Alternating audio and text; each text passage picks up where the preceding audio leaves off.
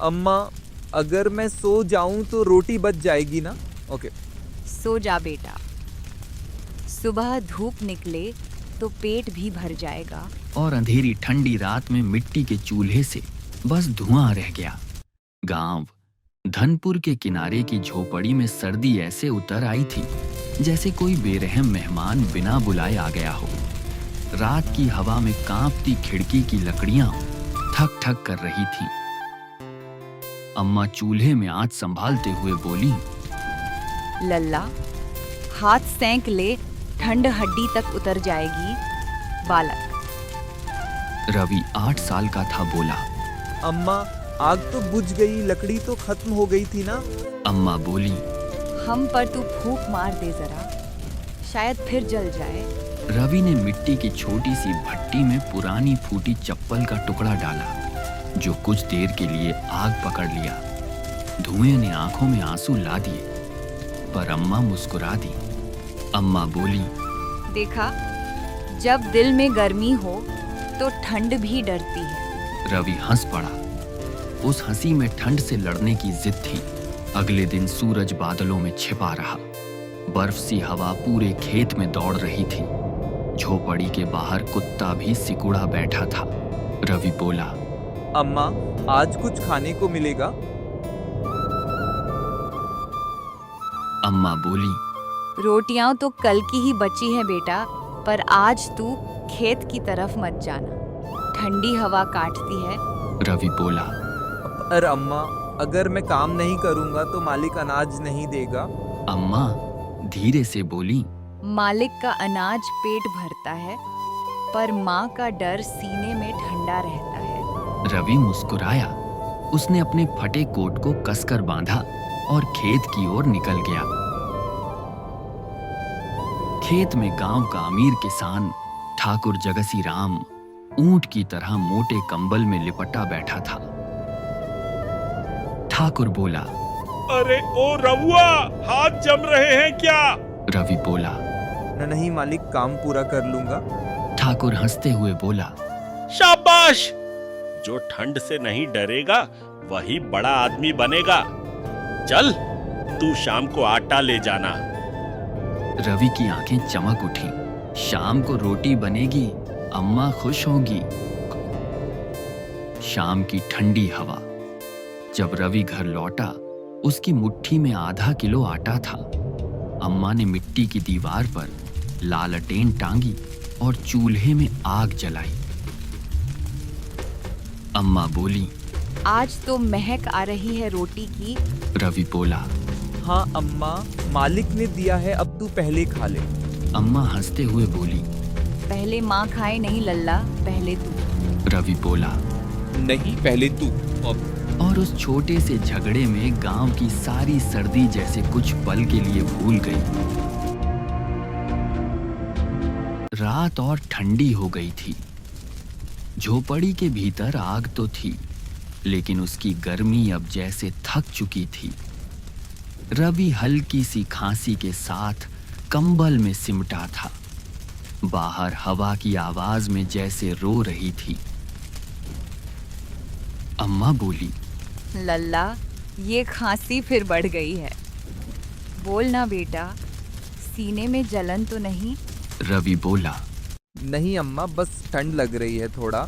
अम्मा धीरे से बोली, बुखार है, गर्म है तेरे माथे की मिट्टी। ये कैसी सर्दी है जो बच्चे के सीने में आग बना दे रही है। रवि धीरे मुस्कुरा कर बोला, अम्मा, तू भी ना, तू तो डर जाती है हर चीज से। मैं बड़ा होकर डॉक्टर बनूंगा, तब तुझे कभी डर नहीं लगेगा। अम्मा की आंखें भर आईं। बड़े लोग बनने के लिए पेट भर रोटी चाहिए बेटा, वो कहाँ से लाऊं? रवि बोला, तू बस दुआ करना अम्मा, बाकी सब मैं कर लूंगा। अम्मा ने अपने आंचल से रवि का चेहरा पोंछा। मिट्टी की दीवारों के बीच माँ बेटे का यह छोटा सपना जैसे इस ठंडी रात का एकमात्र उजाला था। सुबह जब रवि खेत पहुंचा तो उसकी आंखों के नीचे काले घेरे थे। ठाकुर जगसी राम खेत में खड़ा था, हाथ में छड़ी ली। ठाकुर बोला, अबे ओ रउआ, कल तू आधा काम छोड़कर भाग गया था ना, मेहनताना आधा कटेगा। रवि धीरे से बोला। मालिक, अम्मा बीमार थी, रोटी बनाते वक्त चूल्हे का धुआं आंखों में चला गया। ठाकुर गुस्से में बोला। हर गरीब के पास बहाना तैयार रहता है। जा काम कर, वरना किसी और को रख लूंगा। रवि थोड़ा कांपते हुए बोला। मालिक, मैं कर लूंगा सारा काम, बस आज आटा दे देना। अम्मा 2 दिन से कुछ खाई नहीं। ठाकुर ने बिना देखे हाथ हिलाया। जा, शाम को देखेंगे। अभी जूते बैलों को चरागाह तक ले जा। रवि ने सिर झुका लिया। उसके पैर मिट्टी में धंस रहे थे, लेकिन दिल में मां की भूख का बोझ ज्यादा भारी था। शाम होते होते आसमान और धुंधला हो गया। बर्फ सी हवा में गांव के दिए भी कांप रहे थे। रवि खेत से लौटा तो उसके हाथ खाली थे। अम्मा धीरे से बोली। आटा नहीं मिला क्या बेटा? रवि गला भरकर बोला। मालिक बोले कल देना। अम्मा बोली। तो आज क्या खाएंगे? रवि बोला। अम्मा, मेरे पास एक तरीका है, तू बैठ, मैं आता हूँ। रवि अंधेरे में बाहर चला गया। अम्मा डर गई। उसकी सांसें तेज हो गईं। गांव के किनारे एक टूटी कुएं के पास रवि की मुलाकात एक आदमी से हुई। वो आदमी मोटे कोट में था, हाथ में लालटेन थी और आंखों में गर्मी थी। आदमी बोला। अरे ओ बच्चे, इतनी ठंडी रात में अकेला क्या कर रहा है तू? रवि संभलते हुए बोला। अम्मा के लिए लकड़ी ढूंढने निकला हूँ, चूल्हे की आग बुझ गई। आदमी हैरान होकर बोला। लकड़ी के लिए इतना दूर? यहाँ तो जंगल तक ठंड फैली है। रवि थोड़ा मुस्कुरा कर बोला। अगर आग न जले तो अम्मा कांपती है, और जब वो कांपती है तो मेरा दिल जलता है। आदमी धीरे से बोला। क्या नाम है तेरा बेटा? रवि बोला। रवि। आदमी बोला। रवि, अच्छा नाम है। देख, मैं शहर से आया हूँ स्कूल के बच्चों के लिए कपड़े बांटने, लेकिन अब तो रात हो गई। चल मेरे साथ, कुछ लकड़ी दे दूंगा और खाना भी। रवि की आंखें चमक उठीं। उसने कांपते हाथों से आदमी का हाथ पकड़ा। वो दोनों गांव की तरफ लौटे। लालटेन की लौ उनके चेहरों पर पड़ रही थी, एक छोटी सी रोशनी जो इस ठंड में उम्मीद बन रही थी। जब वो झोपड़ी पहुंचे, अम्मा उठी और दहलीज पर आई। आदमी ने अपनी पोटली खोली। उसमें 2 रोटियां, कुछ लकड़ियां और एक मोटा कंबल था। अम्मा कांपती आवाज में बोलियां। बाबूजी, आप कौन? आदमी बोला। मुझे तो बस ये बच्चा मिला और लगा कि इस सर्दी को हराने के लिए मुझे यहाँ होना चाहिए। अम्मा कांपती आवाज में बोलियां। भगवान आपका भला करे, 3 दिन से हमने कुछ ढंग से नहीं खाया था। आदमी धीरे से मुस्कुरा कर बोला। भगवान तो तेरे बेटे के अंदर है बहन। इतनी ठंड में जिसने लकड़ी ढूंढने की हिम्मत की, वो इंसान नहीं, आग है। रवि चुपचाप बैठा सुन रहा था। अम्मा की आंखें भर आईं। उसने अपने आंचल से आंसू पोंछे और कहा। बाबूजी, आपका नाम? आदमी बोला। नाम से क्या होगा बहन, नाम तो हवा में खो जाते हैं, बस नेक काम रह जाते हैं। उस रात झोपड़ी में पहली बार आग भी जली और रोटी की खुशबू भी आई।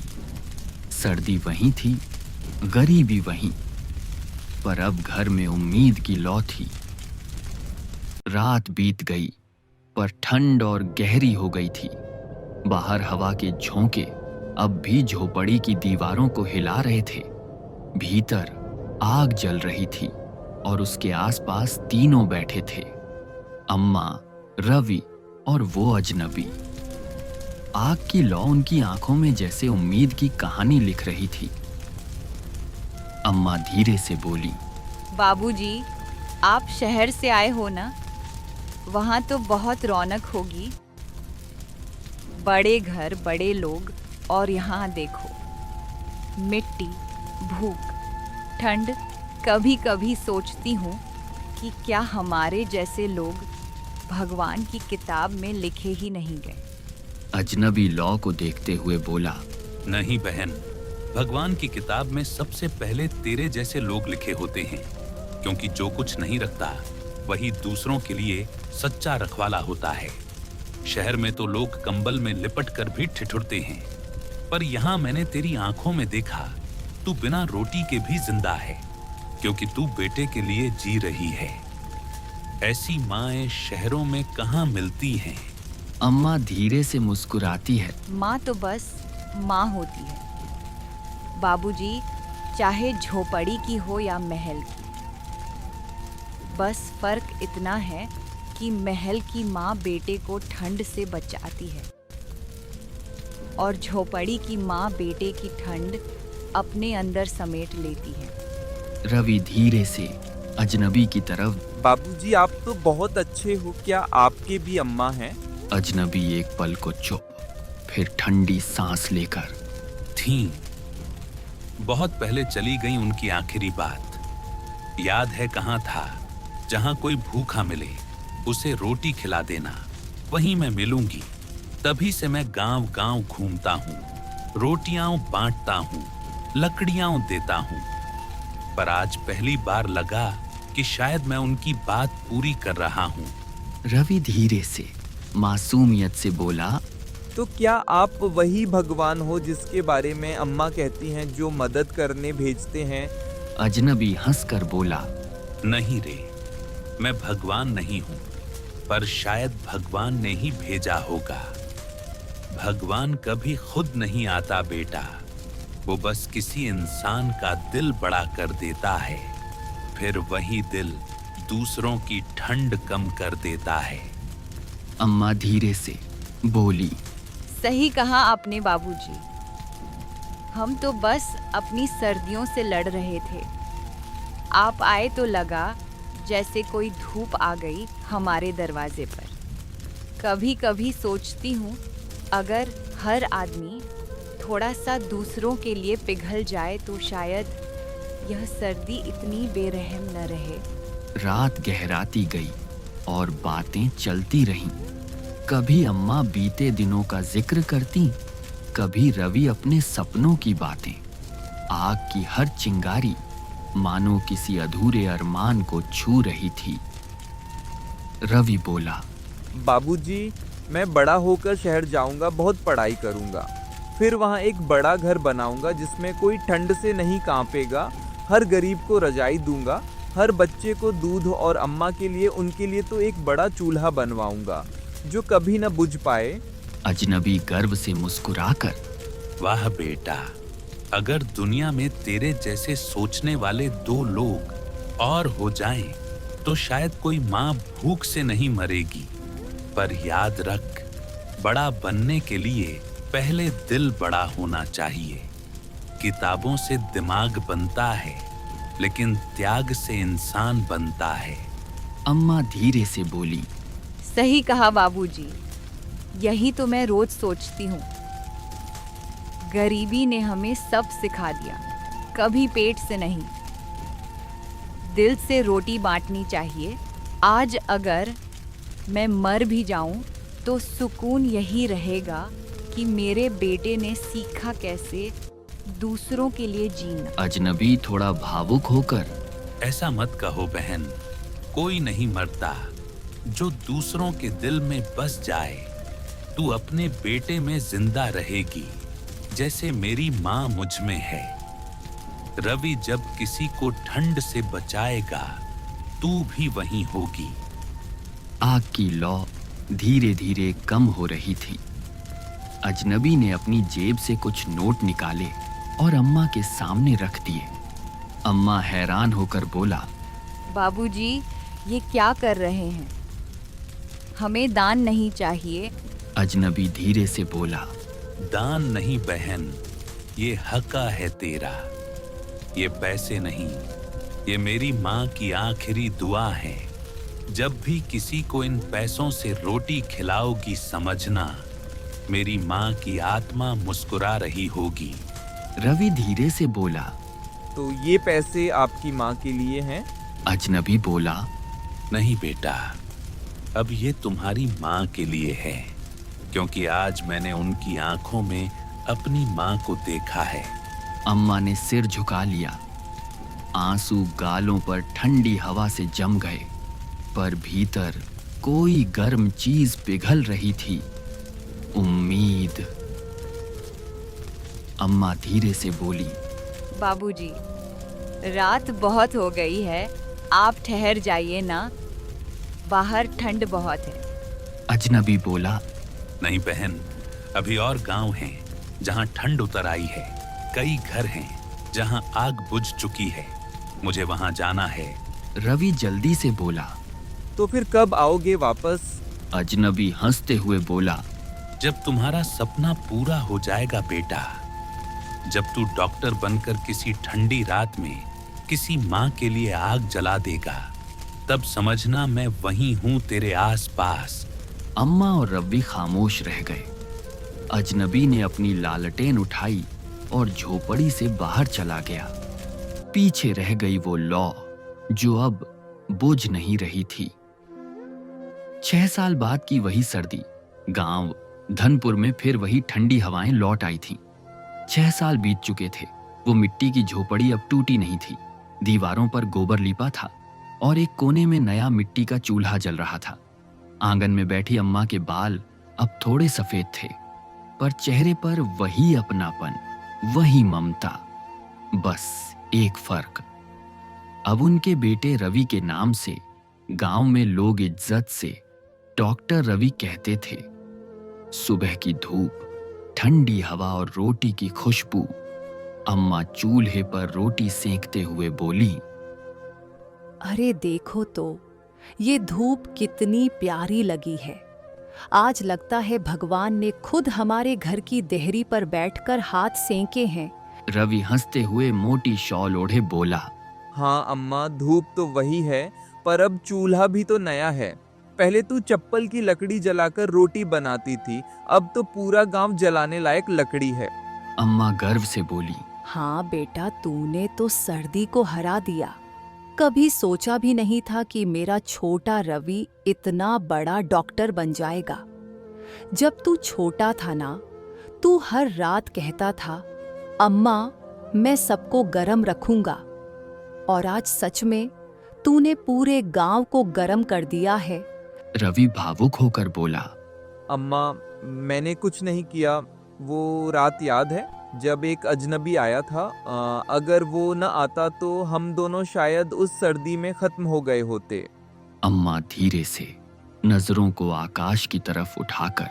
हाँ बेटा, याद है, कैसे भूल सकती हूँ। वो कोई इंसान नहीं था, वो तो जैसे खुद भगवान था। उसने रोटियां दी, लकड़ी दी, और उम्मीद भी कभी कभी सोचती हूँ वो आया भी कहाँ से था, गया कहाँ। रवि थोड़ा गंभीर होकर बोला। अम्मा, पिछले 6 साल से मैं ढूंढ रहा हूँ उसे। हर गांव गया, हर जगह पूछा, कोई आदमी जो ठंड में रोटियां बांटता है, लकड़ियां देता है, देखा क्या? पर कोई नहीं जानता उसे। कभी कभी लगता है शायद वो सच में मेरी कल्पना थी। अम्मा धीरे से बोली। नहीं बेटा, वो कल्पना नहीं था, वो तेरी माँ की दुआ का जवाब था। भगवान जब देर करते हैं तो किसी इंसान के रूप में आकर दे जाते हैं, जो सब बदल देता है। रवि भावुक होकर बोला। हाँ अम्मा, और अब मैं उसी का काम करना चाहता हूँ। हर सर्दी में, हर झोपड़ी में, लाइक जहाँ कोई कांपता है वहाँ मैं आग ले जाऊंगा, रोटियों की खुशबू ले जाऊंगा। मैं उस अजनबी की तरह बनना चाहता हूँ। रात को फिर वही सर्दी लौट आई थी। तेज हवा चल रही थी। रवि अपनी पुरानी थैली में लकड़ियां, रोटियां और दवाइयां भर रहा था। अम्मा चिंता में बोली। किधर जा रहा है तू इतनी ठंड में बेटा? रवि बोला। गांव के बाहर जो झोपड़ी है ना, वहाँ एक औरत है और उसका छोटा बच्चा बीमार है। शायद उनके पास कुछ नहीं, ना लकड़ी ना रोटी। अम्मा अब मेरी बारी है, अब मैं किसी और के घर में धूप बनकर जाऊंगा। अम्मा धीरे से प्यार भरी झिड़की में बोली। पर बेटा, रात बहुत सर्द है। रवि हंसकर बोला। याद है ना अम्मा, तूने ही कहा था जब दिल में गर्मी हो तो ठंड भी डरती है। अब देखना, वो ठंड भी कांपेगी। रवि उस झोपड़ी तक पहुंचा। ठीक वैसी ही मिट्टी की दीवारें, वैसा ही टूटा चूल्हा और एक बच्चा जो कांप रहा था। उसकी मां आंचल में उसे लपेटे बैठी थी। रवि धीरे से बोला। बहन, मैं डॉक्टर हूँ, बच्चे को ठंड लग गई है, घबराओ मत, ये रहा कंबल, ये दवा और ये रोटियां। औरत कांपती आवाज में बोली। भगवान आपका भला करे, 3 दिन से कुछ खाया नहीं था। हम तो सोच रहे थे आज शायद आखिरी रात है। रवि धीरे से मुस्कुराते हुए बोला। नहीं बहन, अब कोई आखिरी रात नहीं होगी। देखो, ये रोटी खाओ, ये वही है जो मेरे अम्मा ने बनाई है। इसकी खुशबू में हर ठंडी रात का इलाज छिपा है। औरत आंसू भरकर बोली। आपका नाम क्या है बाबूजी? रवि थोड़ी देर चुप रहकर फिर वही पुराना जवाब दोहराता है। नाम से क्या होगा बहन, नाम तो हवा में खो जाते हैं, बस नेक काम रह जाते हैं। और कहते ही उसकी आंखें भर आईं। उसे वही अजनबी याद आ गया, वही आवाज, वही वाक्य, जैसे वक्त ने खुद को दोहरा दिया हो। सुबह की धूप झोपड़ी पर पड़ी। रवि वापस घर लौटा, थका हुआ लेकिन संतुष्ट। अम्मा आंगन में बैठी थी, आंखों में धूप झिलमिला रही थी। अम्मा बोली। बेटा, कहाँ था तू? रात भर जागी मैं। रवि बोला। अम्मा, मैं वहाँ था जहाँ तू और मैं कभी थे, वही मिट्टी, वही सर्दी, बस इस बार आग में लेकर गया था। अम्मा मुस्कुराकर बोली। तो अब तू वही बन गया बेटा, वही अजनबी, वही भगवान का भेजा हुआ आदमी। रवि धीरे से बोला। नहीं अम्मा, मैं तो बस तेरी दुआ का परछाई हूँ। वो आदमी जिसने हमें रोटियां दी थीं, उसने असल में उम्मीद दी थी। आज वो उम्मीद मैं किसी और को दे आया हूँ। अब सर्दी कभी भी नहीं जीतेगी अम्मा। अम्मा ने चूल्हे पर आखिरी रोटी रखी। उस रोटी से उठती भाप में रवि की मुस्कान और अजनबी की याद दोनों तैर रही थीं। अम्मा धीरे से बोली। ये रोटी भगवान के नाम की, वो जिसने ठंड में आग दी और जिसने आग से इंसान बनाया। रवि धीरे से बोला। हाँ अम्मा, ये है सर्दियों की आखिरी रोटी जो पेट नहीं, दिल को गर्म करती है। और फिर दोनों ने वो रोटी आधी आधी बांट ली। बाहर ठंड अब भी थी, लेकिन उस झोपड़ी के अंदर गर्मी अब हमेशा के लिए बस चुकी थी। जब भी किसी ठंडे दिल में थोड़ी गर्मी बांटो, समझो तुमने भी अपनी सर्दियों की आखिरी रोटी बांट दी।